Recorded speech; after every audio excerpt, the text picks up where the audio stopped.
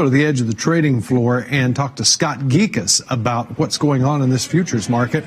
Well, good morning, Scott. And over here in the futures market, we got the corn trailing and headed lower again here today.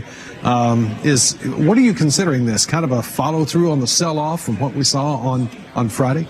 Yeah, I mean, that report, everything that was coming out of that report, including into the weekend, everybody is very skeptical of that report, using words of like unbelievable, I can't believe this happened, where are they getting this data from? This is one of the biggest surprises of the USD report since ever. So we're going to see how this is really going to play out. The biggest thing, what the stats that came out that's very interesting to me, and it's really not getting that too much press, is the disappearance rate of 2019. So it was about 3.1 versus last year about 3.59, which doesn't make a lot of sense. So we're going to see how this is really going to play out. But I mean, some of the guys that we've been talking to, farmers across the country, they're running into a lot of different problems, not only just the weather, but now if they were doing forward contracts, now they have to come up and have that delivered crop. But there is no crop to deliver. So people are running into a lot of different problems right now.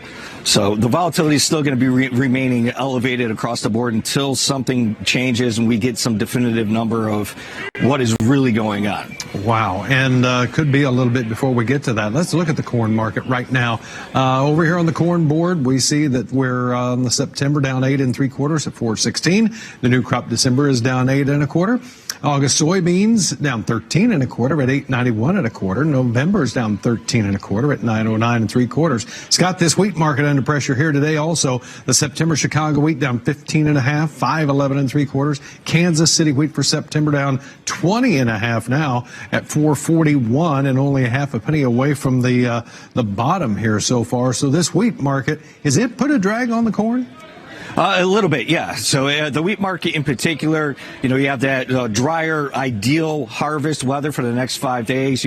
Areas in a little southern, around Texas or so. I mean, this is ideal weather for them for their harvest. So you're getting a little bit of a pressure with that aspect on it. But yes, it's definitely dragging the corn a little bit lower with it. All right, and yes, when I was home in western Kansas, southwest Kansas over the weekend, there was a lot of combining taking place. I got to take in part of that.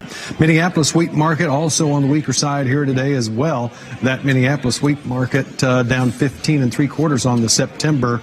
And for cotton, we're just a little bit on the higher side, up 124 on the December contract. Scott, we'll come back in just a moment. Stay with us here on the Market Day Report. Let's go back to the edge of the trading floor and visit with Scott about this livestock market. Well, now the job is up to demand to make sure that we can follow through with these higher numbers. Is that right?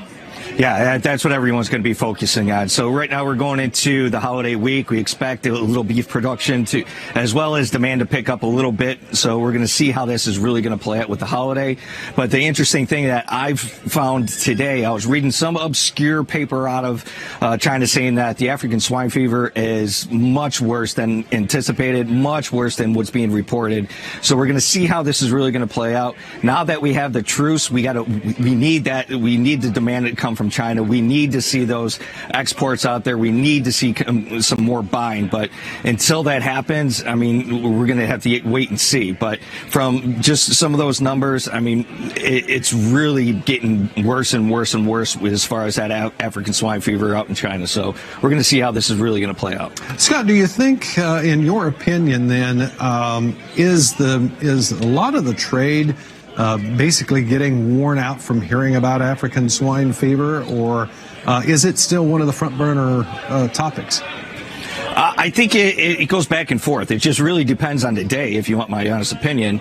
But, I mean, if you look back at when this African swine fever started coming out and becoming a story, they were talking about, well, okay, certain provinces are getting hit. Then we had to spread. Then they said if it affected 10% of the herd, then it was going to be a big deal. Those numbers jumped about 20%. Now you're seeing numbers, much higher than 20, 30. Some numbers we're looking at around 55%. So, again, it really depends on the day. It depends on what people want to, focus on, but if you're going to look at the actual case of it, I think it's much worse than what anybody's really leading to believe. And then it's also going to be interesting going forward to see what happens with talks with China. Yeah, exactly.